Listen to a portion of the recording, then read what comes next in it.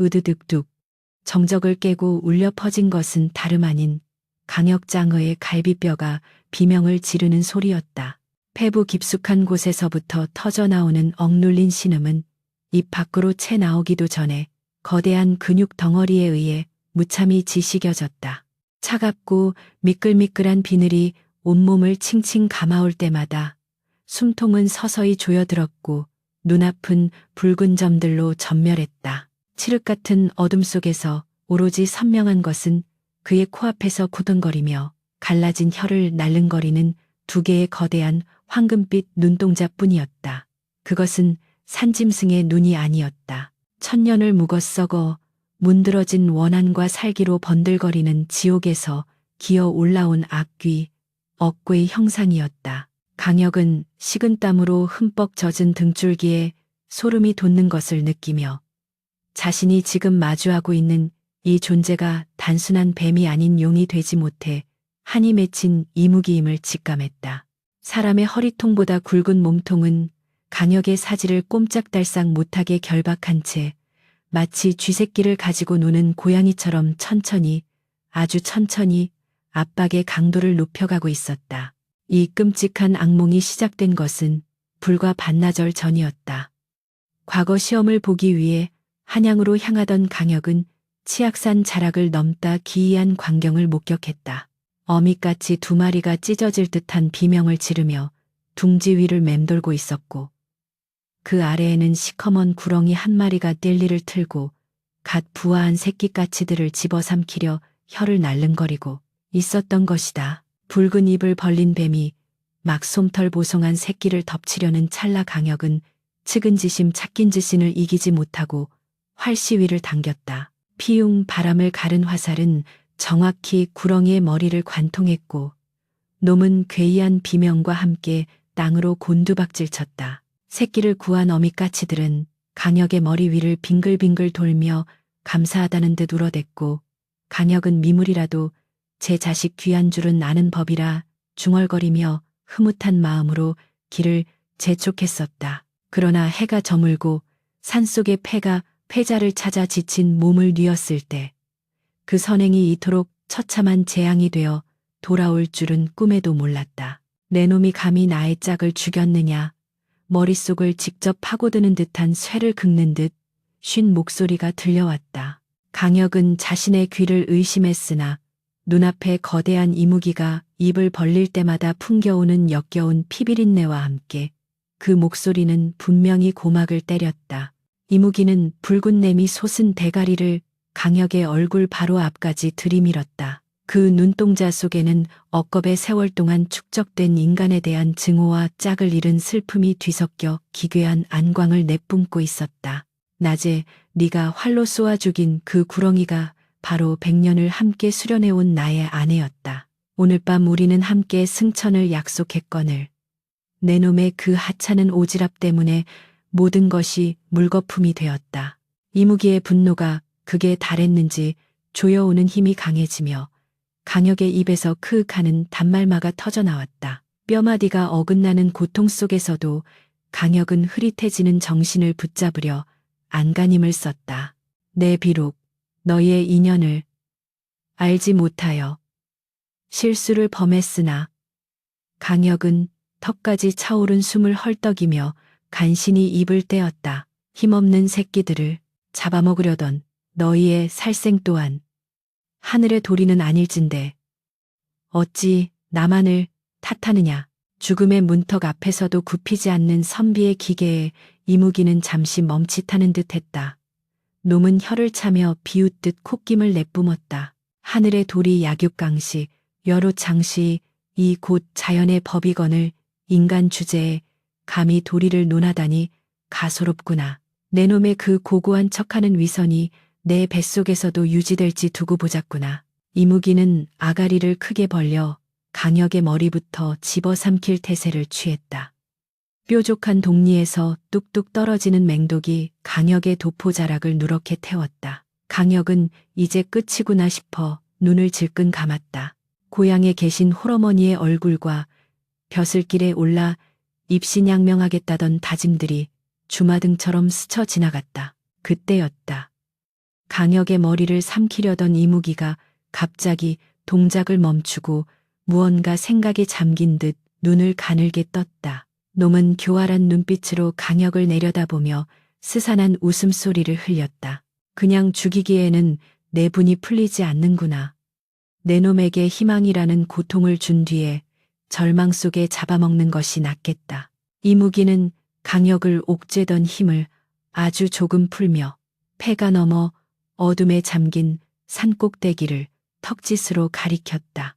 저 위산 정상에 버려진 절이 하나 있다. 상원사 성윈스라고 불리는 곳이지. 그곳 종각에는 수백 년 동안 울리지 않은 거대한 동종이 매달려 있다. 강혁은 힘겹게 고개를 돌려 놈이 가리키는 곳을 바라보았다. 짙은 안개와 어둠에 가려 희미한 윤곽조차 보이지 않는 까마득한 높이였다. 내기를 하나 하자. 이무기의 목소리에는 잔인한 유의가 섞여 있었다. 지금부터 자정즈 정이 되기 전까지 저 종이 3번 울린다면 너를 살려주마. 단 조건이 있다. 사람의 손을 빌려서는 안 된다. 내 동료나 하인이 종을 쳐서도 안 되며 오로지 하늘의 뜻에 의해 종이 울려야 한다. 강혁은 기가 차서 헛웃음이 나올 뻔했다. 인적이 끊긴 지 수십 년이 지난 페사페스의 종이, 그것도 바람 한 점 없는 이 고요한 밤에 저절로 울릴 리가 만무했다. 이것은 살려주겠다는 제안이 아니라 죽기 전에 말라 죽을 때까지 희망 고문을 하겠다는 악취미였다. 어떠냐? 이 제안을 받아들이겠느냐? 아니면 지금 당장 내 뱃속으로 들어오겠느냐? 이무기는 다시금 몸통을 조이며 대답을 재촉했다. 강혁의 쇄골이 으스러질 듯한 통증이 밀려왔다. 강혁에게는 선택의 여지가 없었다. 당장 죽는 것보다는 일말의 가능성이라도 붙잡는 것이 인간의 본능이었다. 비록 그것이 썩은 동아줄이라 할지라도 좋다. 그 내기 받아들이마.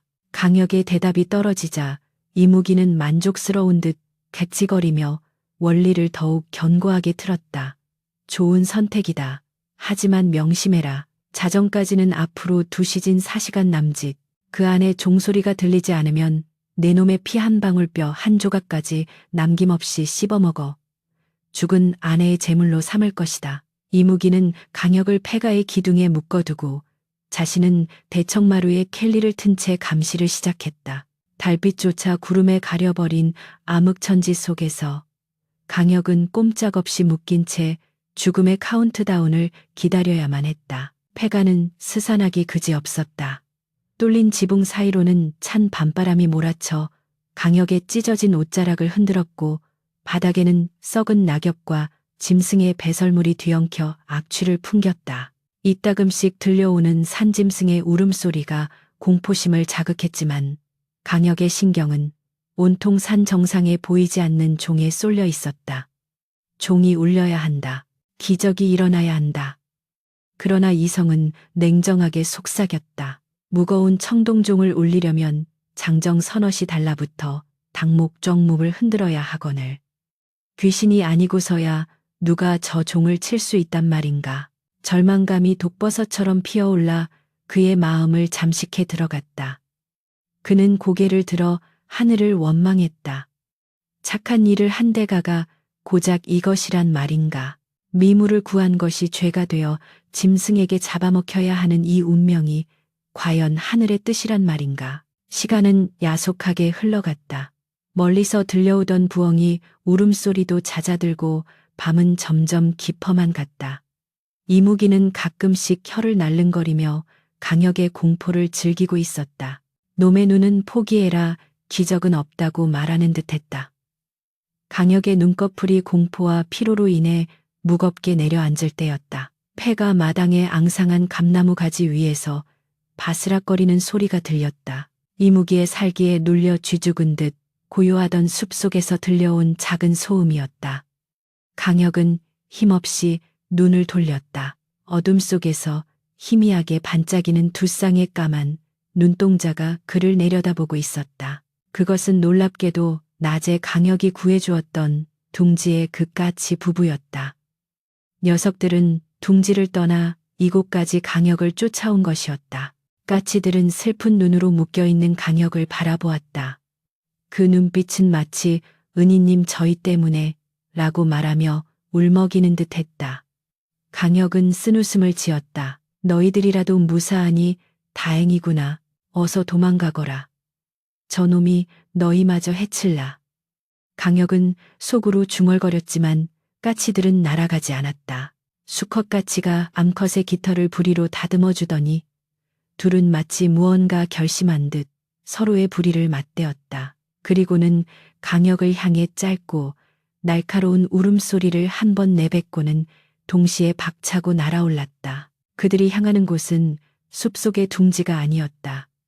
칠흑 같은 어둠이 깔린 저 높은 산 정상 이무기가 가리켰던 상원사의 종각을 향해 일직선으로 날아가고 있었다. 강혁은 멀어지는 까치들의 뒷모습을 보며 의아해했다.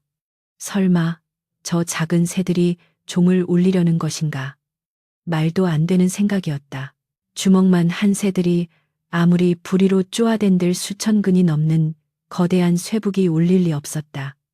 계란으로 바위치기보다 더 허망한 짓이었다. 하지만 까치들의 날개짓은 필사적이었다. 밤눈이 어두운 조류가 어둠 속을 비행하는 것은 목숨을 건 행위였으나 그들은 뒤도 돌아보지 않고 어둠 속으로 빨려 들어갔다. 강혁의 가슴 한구석에서 알 수 없는 뜨거운 것이 울컥 치밀어 올랐다. 말 못하는 짐승도 은혜를 갚으려 저토록 애쓰는데 만물의 영장이라 자부하던 자신이 벌써부터 삶을 포기하려 했다는 사실이 부끄러워졌다. 자, 이제 시간이 얼마 남지 않았다. 이무기가 스르르 몸을 풀며 다가왔다. 달빛이 구름 사이로 잠깐 비친 순간 놈의 그림자가 폐가 마당을 가득 채우며 강혁을 덮쳤다. 내 놈의 간절한 기도가 하늘에 닿지 않은 모양이구나.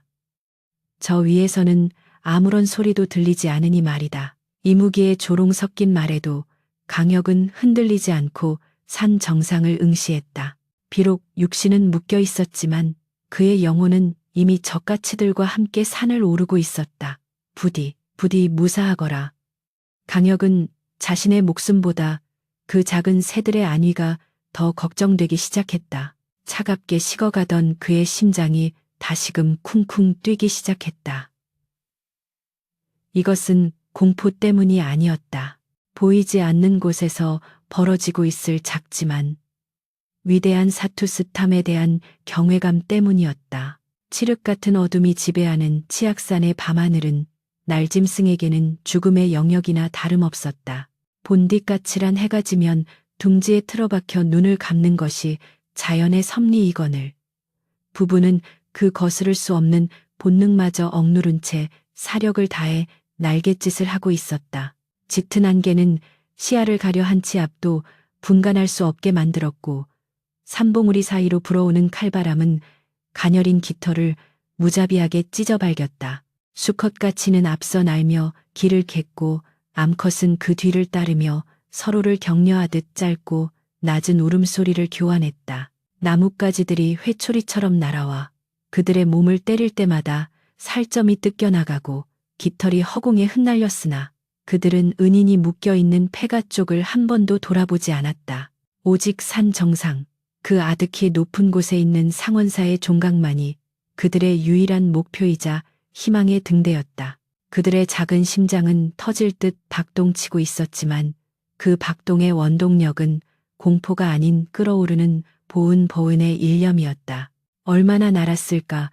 숨이 턱끝까지 차올라 날개죽지가 끊어질 듯한 고통이 밀려올 무렵 드디어 안개 속에서 거대한 그림자가 위용을 드러냈다. 수십 년간 인적이 끊겨 자풀이 무성한 폐사 페이스. 상원사의 낡은 종각이었다. 달빛조차 들지 않는 처마 밑에는 천년의 세월을 견뎌온 거대한 동종이 침묵 속에 매달려 있었다. 이끼가 끼고 녹이 슬어 검푸르게 변한 종은 마치 산맥의 일부를 떼어다 놓은 듯 압도적인 무게감을 자랑하고 있었으며 그 차가운 금속성 표면은 어떠한 충격에도 미동조차 하지 않을 것처럼 단단해 보였다. 까치 부부는 지친 날개를 접고 종각의 난간에 내려앉았다. 발톱에 닿는 나무 기둥은 썩어 문드러져 있었고 종 주변에는 을씨년스러운 냉기가 감돌아 깃털을 쭈뼛서게 만들었다. 숨을 고를 새도 없이 수컷까치가 먼저 종을 향해 날아들었다. 녀석은 있는 힘껏 부리를 세워 종의 표면을 쪼았다. 탁 정적을 깨고 들려온 소리는 기대했던 웅장한 종소리가 아니었다. 그것은 마치 마른 장작이 부러지는 듯한 너무나도 작고 초라한 파열음에 불과했다. 거대한 동종은 그 정도의 충격에는 간지러움조차 느끼지 못하는 듯 묵묵부답이었다. 암컷같이 역시 뒤이어 날아들어 부리로 종을 가격했으나 결과는 마찬가지였다. 탁, 탁, 탁. 그들의 필사적인 부리질은 깊은 산속의 정막에 묻혀버리는 무의미한 소음일 뿐이었다. 바위처럼 견고한 청동 벽 앞에서 고작 벌레나 잡아먹는 작은 새의 부리는 계란으로 바위를 치는 격보다 더 허망한 몸부림이었다. 그러나 까치들은 멈추지 않았다. 강혁이 이무기의 아가리 앞에서 생사를 오가는 시간이 줄어들고 있음을 본능적으로 알고 있었기 때문이었다. 수컷은 종의 가장자리 소리가 잘 울릴 법한 곳을 찾아 미친 듯이 쪼아댔다.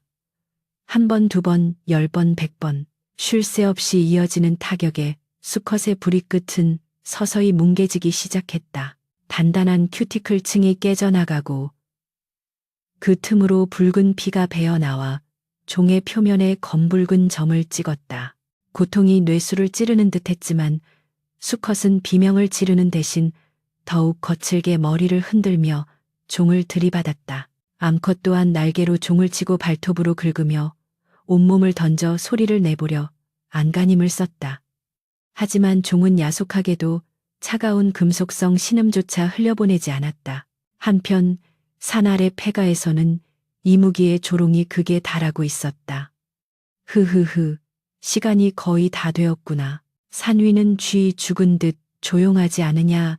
내 놈의 그 하찮은 날짐승들이 도망치지 않고 그곳에 갔다 한들 그 미물들이 어찌 천근 무게의 쇠북을 울리겠느냐. 이무기는 혀를 길게 빼어 강혁의 뺨을 핥았다. 끈적하고 차가운 점액이 얼굴을 뒤덮자 강혁은 치밀어 오르는 구역질을 참으며 눈을 감았다. 그의 귀는 산 정상을 향해 열려 있었으나 들려오는 것은 바람 소리뿐이었다. 아, 역시 기적은 없는 것인가. 저 작은 생명들이 나 때문에 헛된 고생만 하고 있구나. 강혁의 마음속에서는 죽음에 대한 공포보다 자신을 위해 고군분투하고 있을 가치들에 대한 미안함이 더 크게 자리 잡았다. 다시 종각으로 시선을 돌리면 상황은 처절함을 넘어 참혹함으로 치닫고 있었다. 수백 번의 부리질 끝에 수컷가치의 부리는 이제 형체를 알아볼 수 없을 정도로 으깨져 있었고 입가에서는 쉴 새 없이 피거품이 흘러내렸다. 암컷가치 역시 날개깃이 다 빠지고 발톱이 부러져서 있기조차 힘겨운 상태였다. 그들은 잠시 난간에 주저앉아 거칠게 숨을 몰아쉬었다. 서로를 바라보는 눈동자에는 깊은 슬픔과 절망이 어려 있었다. 이대로는 안 된다. 이 정도의 충격으로는 종을 울릴 수 없다. 그들은 본능적으로 깨닫고 있었다. 종을 울리기 위해서는 부리가 아닌 더 크고 무거운 충격이 필요하다는 것을. 하지만 그들의 작은 몸뚱어리에서 낼 수 있는 힘은 한계가 명확했다. 달빛이 구름 뒤로 완전히 숨어버리고 세상은 더욱 깊은 어둠 속으로 가라앉았다. 자정즈 정을 알리는 시간이 시시각각 다가오고 있었다. 이무기가 예고했던 그 죽음의 시간이 코앞에 닥친 것이다. 수컷가치는 피 묻은 부리를 난간에 문지르며 비틀거리는 몸을 일으켰다. 녀석은 종을 향해 날아가는 대신 잠시 고개를 돌려 산 아래 강혁이 있는 방향을 응시했다. 그곳에는 놈의 갤리에 묶여 서서히 생명을 잃어가고 있을 은인이 있었다. 자신들의 새끼를 살려주었던 그 따뜻한 손길 활을 쏘아 구렁이를 물리쳐 주었던 그 듬직한 뒷모습이 수컷의 뇌리에 선명하게 떠올랐다. 짐승의 기억력은 짧다고 했던가. 하지만 은혜를 입은 그 순간의 강렬한 감사는 녀석의 영혼 깊이 각인되어 생존 본능마저 압도하고 있었다. 암컷가치가 수컷의 곁으로 다가와 깃털을 골라주었다. 피와 땀으로 엉겨붙은 깃털을 정리해주는 그 손길은 작별 인사와도 같았다. 둘은 말없이 서로의 부리를 맞대었다. 짧은 순간이었지만 그 안에는 수만 마디의 말보다 더 깊은 교감이 오갔다. 우리는 미약하나 우리의 목숨은 가볍지 않다. 그들은 동시에 고개를 끄덕였다. 더 이상 부리로 쪼는 것은 의미가 없었다. 이제 남은 방법은 단 하나뿐이었다. 자신들이 가진 모든 것, 즉 육신의 무게와 날아오르는 속도, 그리고 생명을 태우는 에너지를 한 점에 모아 종에 부딪히는 것이었다. 그것은 곧 죽음을 의미했으나 그들은 주저하지 않았다. 바람이 잦아들고 종각 주위에는 무거운 정적이 감돌았다. 까치 부부는 종각의 가장 높은 대들보 위로 올라갔다. 그곳에서 종의 타종점 다종딩까지는 꽤 먼 거리였다. 충분한 가속도를 얻기 위한 거리였다. 수컷이 먼저 날개를 활짝 폈다. 찢어지고 피 묻은 날개였지만 그 어느 때보다 웅장하고 아름다워 보였다. 녀석은 하늘을 향해 날카롭게 한번 울부짖었다. 까. 그것은 단순한 새의 울음소리가 아니었다. 자신의 생명을 바쳐 은혜를 갚겠다는 비장한 선언이자 하늘을 향한 간절한 기도의 외침이었다. 암컷도 뒤따라 울음을 토해냈다. 두 마리 까치의 울음소리가 텅 빈 산사에 메아리쳤다. 산 아래에 있던 강혁도 그 희미한 울음소리를 들었다. 이 소리는 강혁의 눈이 번쩍 뜨였다. 비명 같기도 하고 호령 같기도 한 그 소리에서 설명할 수 없는 불길함과 숭고함이 동시에 느껴졌기 때문이었다. 이무기 역시 고개를 쳐들고 귀를 기울였다. 호, 아직도 도망치지 않고 발악을 하는 모양이구나. 재미있어, 아주 재미있어. 이무기는 혀를 날름거리며 몸을 더욱 세게 조였다. 강혁의 입에서 핏물이 터져 나왔다. 갈비뼈가 한계에 다다르고 있었다. 이제 끝이다. 자정이 되었다. 이무기가 입을 벌려 강혁의 머리를 향해 돌진하려는 순간이었다. 산 정상의 종각에서 수컷 까치가 허공을 박차고 뛰어내렸다. 녀석은 날개를 접고 몸을 화살처럼 일직선으로 만들었다. 목표는 종의 한가운데 가장 두꺼운 부분이었다. 중력의 속도를 더해 녀석의 몸은 무서운 기세로 종을 향해 빨려 들어갔다. 공기를 가르는 소리가 날카롭게 들려왔다. 이것은 비행이 아니라 추락이었다. 아니, 스스로를 탄환으로 만든 자살 공격이었다. 다가오는 거대한 청동벽을 보며 수컷은 눈을 감지 않았다.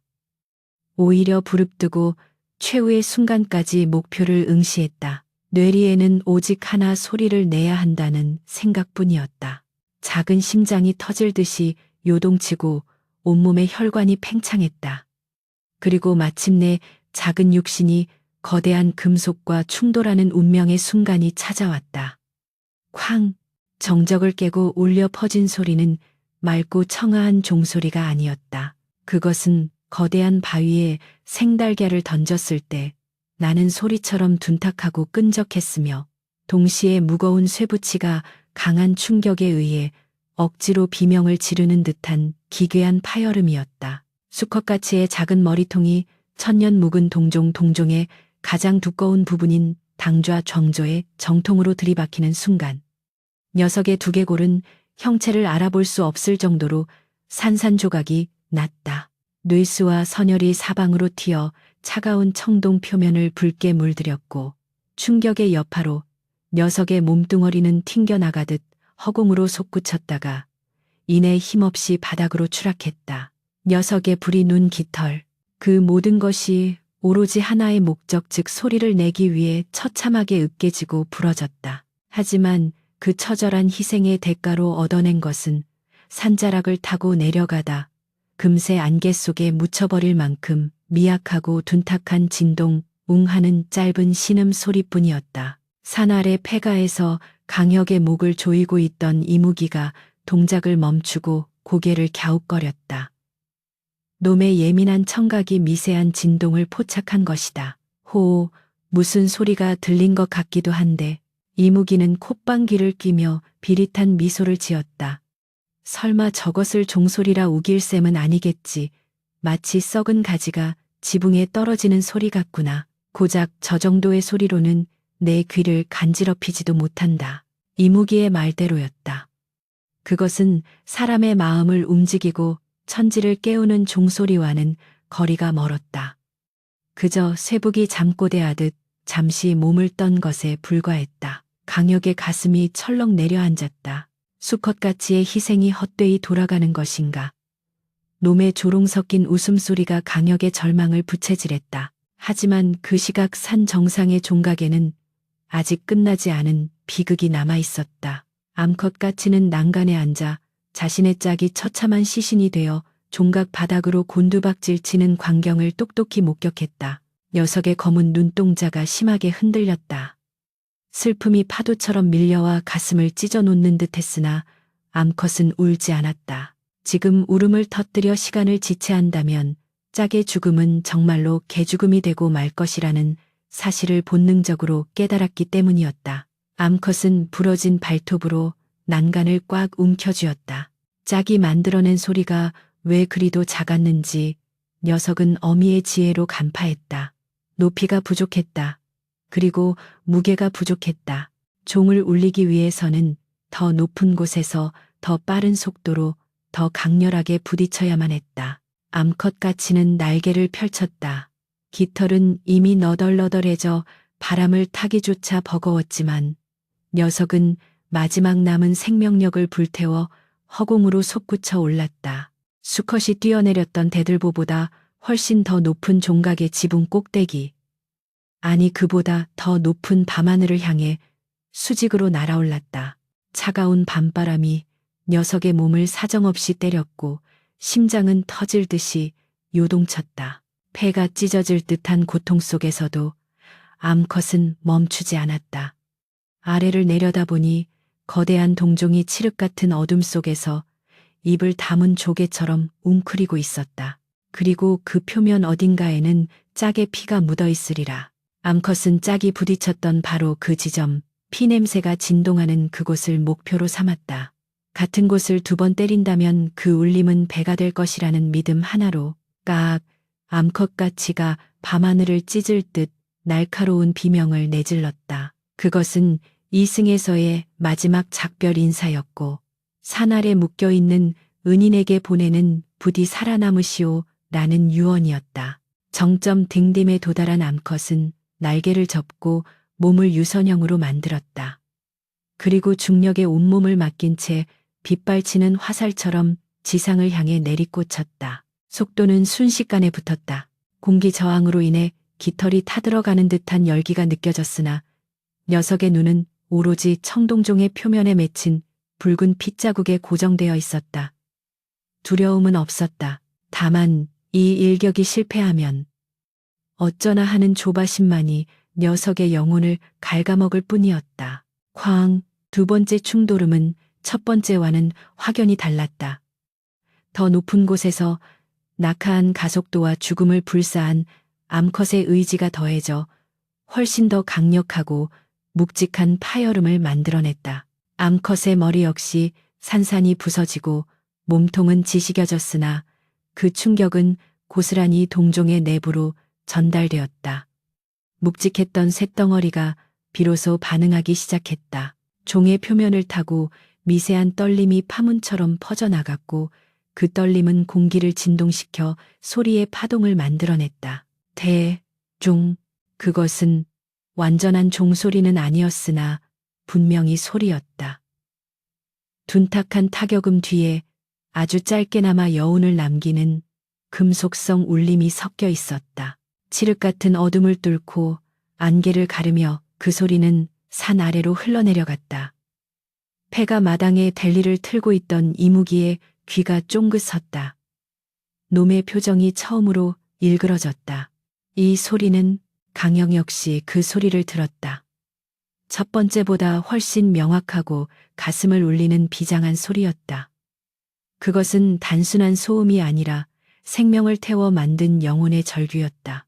강혁의 눈시울이 뜨거워졌다. 아, 미물이라 얕보았던 너희가 이토록 장렬하게 2번이다. 이무기가 낮게 으르렁거렸다. 놈의 목소리에는 불쾌한 기색이 역력했다. 벌레 같은 것들이 제법이구나. 허나 약속은 3번이었다. 이제 자정까지는 불과 반각 약 7분도 남지 않았다. 그 안에 한 번 더 울리지 않으면 내 놈의 목숨은 내 것이다. 이무기는 강혁의 목을 조이고 있던 꼬리에 다시 힘을 주었다. 강혁의 숨통이 턱 막혔다. 상황은 절망적이었다. 둥지에는 새끼들만 남았고 어미와 아비는 이미 싸늘한 주검이 되어 종각 바닥에 뒹굴고 있을 터였다. 누가 무엇이 남아서 3번째 종을 울린단 말인가. 기적은 여기까지인 듯했다. 산 정상의 종각은 다시금 죽음 같은 침묵에 휩싸였다. 바닥에는 머리가 깨진 수컷가치와 온몸이 으스러진 암컷가치의 시신이 나란히 놓여 있었다. 그들의 피가 흘러내려 차가운 돌바닥을 적시고 서로의 날개 끝이 닿을 듯 말 듯 애처롭게 놓여 있었다. 바람조차 숨을 죽인 적막 속에서 오직 동족만이 방금 받은 충격의 여진 유전으로 아주 미세하게 떨고 있을 뿐이었다. 그러나 그 떨림도 점차 잦아들고 있었다. 강혁을 살릴 수 있는 마지막 한 번의 타종다종. 그것을 해낼 존재는 이 산중에 더 이상 남아있지 않았다. 시간은 무심하게 흘러 마침내 운명의 시각이 다가왔다. 구름 사이로 희미하게 비치던 달빛마저 완전히 자취를 감추고 산속은 한치 앞도 볼 수 없는 완벽한 암흑천지가 되었다. 멀리서 산짐승들의 울음소리가 뚝 끊기고 숲 전체가 거대한 무덤처럼 고요해졌다. 이무기는 승리감에 도취되어 붉은 혀를 날름거렸다.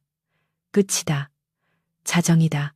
하늘도 땅도 미물들도 너를 버렸구나. 놈은 천천히 거대한 아가리를 벌렸다. 날카로운 송곳니가 강혁의 경동맥을 노리고 다가왔다. 강혁은 체념한 듯 눈을 감았다. 까치 부부의 숭고한 희생을 헛되이 만든 자신의 무력함에 피눈물이 흘러내렸다. 미안하다. 미안하다. 아가들아. 이무기의 입에서 풍겨나오는 역한 냄새가 코끝을 찔렀다. 놈의 차가운 입김이 피부에 닿는 순간 강혁은 마지막으로 산 정상을 향해 마음속으로 절규했다. 부디 다음 생에는 사람으로 태어나 이 몹쓸 놈의 은혜를 갚게 해줘. 바로 그 순간이었다. 이무기의 이빨이 강혁의 살점을 파고들기 직전 산 정상에서부터 믿을 수 없는 현상이 일어나기 시작했다.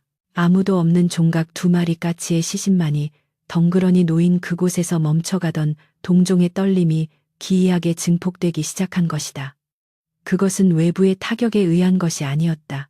수컷가치가 들이받았던 첫 번째 충격, 암컷가치가 목숨을 걸고 만들어낸 2번째 충격. 그 2개의 파동이 종의 내부에서 서로 부딪히고 섞이고 회오리치며 마치 살아있는 생명체처럼 스스로 공명공면을 일으키기 시작했다. 죽은 까치들의 피가 스며든 탓일까? 아니면 그들의 원혼이 종에 깃든 탓일까?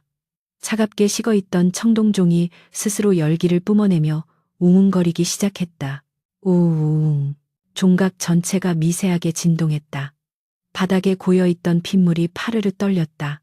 이것은 단순한 물리적 현상을 넘어선 간절함이 만들어낸 기적의 태동이었다. 이무기가 강혁의 목덜미를 물려는 찰나 산 정상에서부터 거대한 소리의 파도가 밀려오고 있었다. 댕. 그 소리는 고막을 찢는 굉음이 아니었으나 천지간의 모든 소음을 일순간에 집어삼키는 절대적인 울림이었다. 산정상의 종각에서 시작된 파동은 마치 보이지 않는 거인의 손이 대기를 움켜쥐고 흔드는 것처럼 치악산의 깊은 계곡을 타고 흘러내려왔다. 그것은 쇳덩어리가 부딪혀 나는 물리적인 타격음이라기보다는 1000년 동안 무건 수행을 하던 고승이 토해내는 마지막 사자후 시즈허와도 같았고 억울하게 죽은 영혼들이 피를 토하며 부르는 진혼곡 궁훈주과도 같았다. 종의 표면에 얼룩진같이 부부의 검붉은 피가 청동의 결을 타고 스며들며 차갑게 죽어있던 금속의 심장을 다시 뛰게 만든 것이었다. 그 첫 번째 타종 소리는 폐가의 썩은 기둥을 뒤흔들고 마당에 쌓인 낙엽을 회오리처럼 솟구치게 만들었다. 강혁의 목덜미를 물어뜯으려던 이무기의 송곳니가 강혁의 살칸 바로 위에서 탁 하고 멈춰섰다. 놈의 동공이 지진이 난 듯 격렬하게 흔들렸다. 이것이 무슨... 이무기는 믿을 수 없다는 듯 입을 딱 벌린 채 산 정상을 올려다보았다. 놈의 귀에는 그 소리가 단순한 종소리로 들리지 않았다. 그것은 놈의 뇌수를 파고들어 뼈를 긁어내는 듯한 날카로운 통증이자 하늘이 내리는 준엄한 꾸짖음처럼 들려왔다. 이무기는 비명을 지르며 강혁을 조이고 있던 몸통을 황급히 풀고 뒤로 물러섰다. 크아악, 대체 이 소리는 무엇이란 말이냐. 놈은 괴로움에 몸부림치며 바닥을 굴렀다. 천년을 어둠 속에서 살아온 유물에게 생명을 바친 희생이 만들어낸 순수한 파사현정. 포세현정의 소리는 불에 댄 듯한 고통을 안겨주었던 것이다. 강혁은 털썩 주저앉으며 거친 숨을 몰아쉬었다. 죽음의 문턱에서 돌아온 그의 귓가에 아직 허공을 맴도는 종소리의 여운이 윙윙거리며 남아있었다. 그러나 기적은 거기서 멈추지 않았다. 첫 번째 종소리의 여운이 채 가시기도 전에 종각에서는 다시금 공기가 수축했다. 팽창하는 기이한 현상이 벌어졌다. 까치들의 육신이 부딪힌 충격이 종 내부에서 소용돌이치며 스스로 증폭되어 두 번째 울림을 만들어낸 것이었다. 뎃뎃 두 번째 소리는 첫 번째보다 훨씬 더 깊고 묵직했다. 그것은 마치 땅속 깊은 곳에서 잠자던 용이 깨어나 포효하는 듯 산의 능선을 따라 굽이치며 퍼져나갔다. 폐가의 낡은 창호지 문이 그 진동을 이기지 못하고 파르르 떨리다 찢겨나갔고 마당에 흙먼지가 자욱하게 피어올랐다. 이무기는 마치 보이지 않는 거대한 채찍에 맞은 듯 화들짝 놀라며 더욱 뒤로 물러났다. 아니야, 이건 아니야. 저 위에는 아무도 없지 않느냐. 쥐새끼 같은 새 두 마리가 죽었을 뿐인데 어찌 이런 웅장한 소리가 난단 말이냐. 이무기의 절규는 공포에 질려 있었다. 놈은 본능적으로 깨달았다. 이것은 인간의 힘도 짐승의 힘도 아닌 그 무엇보다 강력한 원년의 힘이라는 것을. 강혁은 찢어진 옷자락을 부여잡고 비틀거리며 일어섰다. 그의 눈에서 하염없이 눈물이 흘러내려 볼을 타고 턱으로 떨어졌다. 그는 알 수 있었다. 저 소리가 무엇을 의미하는지, 저 소리 하나하나가 까치들의 뼈가 으스러지고 살이 터지면서 만들어낸 피의 절규라는 것을. 들리느냐? 저 소리가 들리느냐? 강혁의 목소리는 떨리고 있었지만 그 눈빛만은 이무기를 쏘아보며 형형하게 빛났다. 내 놈이 미물이라 비웃었던 그 작은 생명들이 자신의 온몸을 던져 하늘을 감동시키고 땅을 울리고 있다. 이것이 바로 내 놈이 말했던 그 약육강식의 법칙을 뛰어넘는 생명의 위대함이다. 이무기는 반박하려 입을 열었으나 목구멍에서 삼삼거리는 바람 소리만 새어 나올 뿐 말이 되지 못했다. 놈은 공포와 분노가 뒤섞인 눈으로 산 정상을 노려보았다. 약속은 3번이었다. 아직 한 번이 남았다. 기적이라 해도 한계가 있을 터. 이미 죽어버린 새들이 어찌 3번째 소리를 낼 수 있단 말인가. 놈은 마지막 끈을 잡는 심정으로 버텼다. 만약 여기서 소리가 멈춘다면 놈은 억지를 부려서라도 강혁을 잡아먹고 승천의 하늘 풀리라 다짐했다. 그러나 하늘은 놈의 사악한 바람을 들어주지 않았다. 두 번째 종소리가 만들어낸 파동이 다시 종의 내벽을 치고 돌아오며 서로 부딪히고 섞여 마침내 가장 완벽하고 슬픈 화음 거인을 만들어냈다. 그것은 소리라기보다는 거대한 빛의 파동과도 같았다. 대뚱 3번째 종소리가 울려 퍼지는 순간 치악산의 밤하늘을 덮고 있던 먹구름이 거짓말처럼 걷히고 둥근 보름달이 모습을 드러내며 산 전체를 은빛으로 비추었다. 그 소리는 앞선 두 번의 소리를 합친 것보다 더 길고 애처롭게, 그러면서도 장엄하게 온 세상을 적셨다. 산짐승들은 굴 밖으로 고개를 내밀어 산 정상을 경외의 눈으로 바라보았고, 나뭇잎에 맺힌 이슬방울이 그 진동에 맞춰 영롱하게 떨어져 내렸다. 그것은 마치 두 마리 까치의 영혼이 하나가 되어 승천하며 남기는 마지막 작별 인사와도 같았다. 크아악 이무기는 단말마의 비명을 질렀다. 세 번째 종소리가 놈의 심장을 정통으로 관통한 것이다.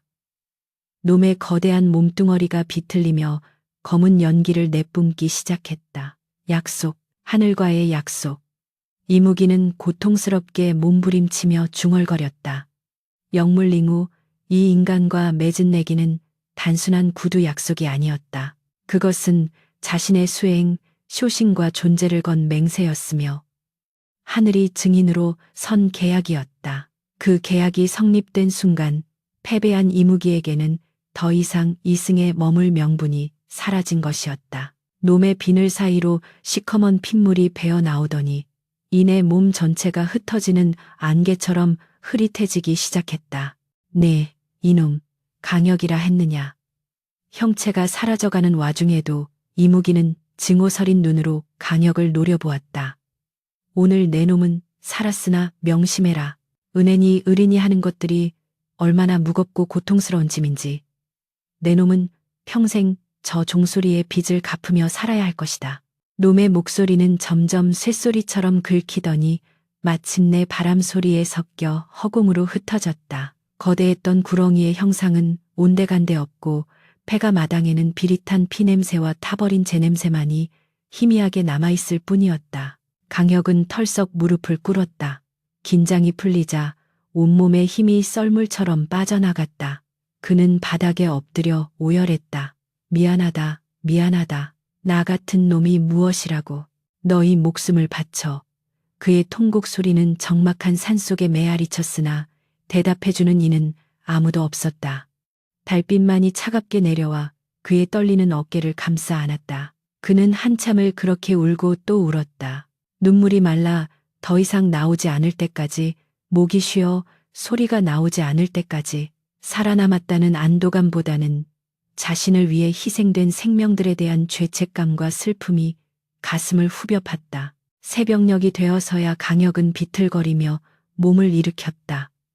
동쪽 하늘이 붉게 물들어오고 있었다. 그는 찢어진 옷을 대충 여미고 멍하니 산 정상을 바라보았다. 그곳에 올라가야 했다. 가서 두 눈으로 확인하고 그 가여운 영혼들을 거두어 주어야 했다. 그것이 살아남은 자가 해야 할 최소한의 도리였다. 강역은 지친 몸을 이끌고 산길을 오르기 시작했다. 발걸음 하나하나가 천근만근 무거웠다. 가시덤불에 긁히고 돌부리에 채여도 그는 멈추지 않았다. 가파른 산길을 오르는 내내 강역의 귓가에는 어젯밤의 종소리가 환청처럼 맴돌았다. 댕댕댕. 그 소리는 이제 슬픔을 넘어 어떤 숭고한 가르침으로 다가오고 있었다. 미물도 은혜를 입으면 목숨을 바쳐 갚거늘 사람은 어떠해야 하는가. 자신이 그동안 읽어온 성현의 말씀들이 글자에 불과했다면 어젯밤의 그 종소리는 피로 쓴 살아있는 경전 킹댄이었다. 강역은 입술을 깨물었다. 이 목숨 결코 헛되이 쓰지 않으리라. 덤으로 얻은 이 삶은 이제 온전히 세상을 위해 쓰리라. 한 시즌쯤 걸었을까. 드디어 상원사의 낡은 일주문이 보였다. 자풀이 우거진 경내로 들어서자 한가운데 우뚝 솟은 종각이 눈에 들어왔다. 강역은 숨을 멈추고 종각으로 다가갔다. 종각 아래에는 처참한 광경이 그를 기다리고 있었다. 거대한 동종 아래 차가운 돌바닥 위에 깃털이 엉망으로 헝클어진 작은 새 두 마리가 나란히 누워 있었다. 머리는 깨져 형체를 알아볼 수 없었고 몸은 피투성이가 되어 있었다. 그러나 기이하게도 그들의 모습은 서로의 날개를 포개고 있어 마치 편안히 잠든 것처럼 보이기도 했다. 강역은 그 앞에 무릎을 꿇고 통곡했다. 아가들아, 어미야 아비야. 이 못난 선비를 용서해다오. 그는 떨리는 손으로 까치들의 시신을 조심스레 들어 올렸다. 아직 온기가 채 가시지 않은 듯한 작은 몸뚱어리가 그의 손바닥 위에서 축 늘어졌다. 강혁은 자신의 도포 자락을 찢어 그들을 정성스럽게 감쌌다. 그리고 종각 바로 옆 양지 바른 곳을 찾아 맨손으로 땅을 파기 시작했다. 손톱이 깨지고 손가락에서 피가 흘러도 그는 멈추지 않았다. 흙과 피가 뒤섞인 손으로 한 줌 한 줌 흙을 퍼내며 그는 마음속으로 다짐하고 또 다짐했다. 종의 표면을 살펴보니 타종점 다종딘에는 선명한 핏자국이 깊게 배어 있었다. 그것은 아무리 세월이 흘러도 지워지지 않을 치악산의 전설이 될 낙인 리인이었다. 강혁은 까치들을 묻어주고 그 앞에 납작한 돌을 세워 비석을 대신했다. 의로운 까치 부부 여기 잠들다. 글씨를 쓰는 대신 마음으로 새긴 비문이었다. 그는 무덤 앞에 엎드려 긴절을 올렸다. 바람이 불어와 종을 스치고 지나갔다. 웅 하는 낮은 소리가 들려왔다. 마치 까치들이 이제 괜찮습니다. 편히 가십시오라고 속삭이는 듯했다. 강혁은 자리에서 일어났다. 그의 눈빛은 어젯밤과는 완전히 달라져 있었다. 두려움과 유약함은 사라지고 깊은 슬픔을 간직한 단단한 바위 같은 결의가 그 자리를 채우고 있었다. 그는 다시는 과거 시험을 보러 한양으로 가지 않을 것이다. 벼슬길에 올라 부귀 영화를 누리는 것은 이들의 희생 앞에 너무나 덧없는 욕망임을 깨달았기 때문이었다. 그는 보찜을 다시 챙겨매고 산을 내려가는 대신 절 한구석에 있는 낡은 요사체 승려가 머무는 방로 향했다. 그는 이곳에 남아 평생 이 종을 지키고 까치들의 넋을 위로하며 수행하는 삶을 살기로 결심한 것이다. 세월의 흐름은 유숙함쉬와 같아 어느덧 강혁의 귀밑머리에도 하얗게 서리가 내려앉았다. 낡고 허물어져 가던 상원사는 그의 거친 손길을 거쳐 번듯한 도량 덕장으로 거듭났으나 화려한 단청을 입히거나 웅장한 불상을 세우는 대신 그는 오로지 종각을 보수하고 주변을 쓸고 닦는 일에만 평생을 바쳤다. 매일 새벽 산안개가 거치기도 전에 빗자루질 소리가 적막한 산사를 깨웠다. 사악사악 낙엽을 쓰는 그 규칙적인 소리는 마치 수행자가 읊조리는 연불 소리처럼 들렸고 산짐승들도 그 소리에 맞춰 잠에서 깨어나곤 했다. 강혁은 이제 더 이상 혈기왕성했던 젊은 선비가 아니었다. 구분 등의 회색 승복을 걸친 그는 세상 사람들이 부르는 이름 대신 종직이 노인 혹은 스스로를 낮추어 무건머엔 하는 수행자라 칭하며 그림자처럼 살아가고 있었다. 그가 가장 공을 들이는 일은 하루도 빠짐없이 동종동존을 닦는 일이었다. 거친 삼배 수건에 맑은 계곡물을 적셔 종의 표면을 닦아낼 때마다 그의 손길은 마치 어린아이의 살결을 만지듯 조심스럽고 경건했다. 특히 종의 당좌정조 북은 수십 년의 세월이 흘렀음에도 여전히 검붉게 남아있는 그 핏자국을 닦을 때면 그의 손은 어김없이 미세하게 떨려왔다. 비바람이 몰아치고 눈보라가 휘날려도 지워지지 않는 그 선명한 얼룩은 강혁에게 있어 잊을 수 없는 그날 밤의 기억이자 평생을 짊어지고 가야 할 마음의 빚이었다. 그는 종을 닦으며 속삭였다. 오늘도 평안하신가? 내 그대들의 희생 덕분에 덤으로 얻은 하루를 또 살아가네. 그의 눈가에는 깊은 주름이 잡혀 있었지만 그 눈빛만은 맑은 호수처럼 깊고 평온했다. 강혁이 과거를 포기하고 산에 눌러앉았다는 소문은 바람을 타고 세상 아래로 퍼져나갔다. 처음에는 미쳤다고 손가락질하던 사람들도 하나둘씩 전설의 종소리를 확인하기 위해 혹은 기이한 인연의 이야기를 듣기 위해 험준한 산길을 마다하지 않고 상원사를 찾아오기 시작했다. 그들은 종각 아래 묻힌 까치 부부의 무덤 앞에 돌 하나를 얹으며 소원을 빌었고 핏자국이 선명한 종을 바라보며 숙연해졌다. 개중에는 출세에 눈이 먼 젊은 선비들도 있었고 삶의 무게에 지친 장사치들도 있었다. 그들이 강혁에게 어찌하여 부귀영화를 마다하고 이 험한 산골에서 청춘을 썩히셨소라고 물을 때마다 강혁은 씁쓸한 미소를 지으며 종을 가리킬 뿐이었다. 부귀영화는 아침 이슬과 같고 권세는 흘러가는 구름과 같은 것. 허나 저 미물들이 보여준 신의 심리와 보은의 무게는 천년을 가는 바위보다 무겁소. 내 어찌 감히 그 무게를 잊고 세상의 헛된 욕망을 탐하겠소. 어느 늦가을 오후 한양에서 내려왔다는 고위 관료 한 명이 수행원들을 대동하고 상원사를 찾았. 그는 조정에서 꽤나 힘께나 쓰는 세도가인 듯 거만한 태도로 종각을 둘러보며 말했다. 이복의 노인장, 이 산의 이름이 본디 단풍이 불다 하여 적악산, 치외산이라 들었네. 헌데 요사이는 사람들이 치악산즈 유외산이라 부른다지 갱치 지자를 쓴다던데. 전설 속의 새는 까치가 아니던가. 어찌하여 이름이 와전된 것이오. 관료는 전설의 진위 따위는 관심 없다는 듯 비아냥거리는 투로 물었다. 강혁은 빗자루를 내려놓고 관료를 정면으로 응시했다. 그의 눈빛에는 새 속의 권위를 두려워하지 않는 서늘한 기백이 서려 있어 관료는 저도 모르게 헛기침을 하며 시선을 피했다. 나으리 모리면 어떻고 까치면 어떻겠습니까? 중요한 것은 이름이 아니라 그 속에 담긴 뜻이지요. 강혁은 천천히 말을 이었다. 사람들은 흔히 짐승을 털 달린 짐승이라 하여 하대하지만 그들은 은혜를 입으면 목숨을 바쳐서라도 반드시 갚습니다. 허나 만물의 영장이라 자부하는 인간들은 어떠합니까? 물에 빠진 사람 건져 놓으니 보따리 내놓으라 하고 배신과 모략을 밥 먹듯이 일삼지 않습니까? 이 산의 이름이 바뀐 것은 사람들이 그 미물의 숭고한 희생을 기리기 위해 깨치지 자를 빌려 쓴 것이니 이는 곧 짐승만도 못한 인간들에게 경종을 울리기 위함일 것입니다.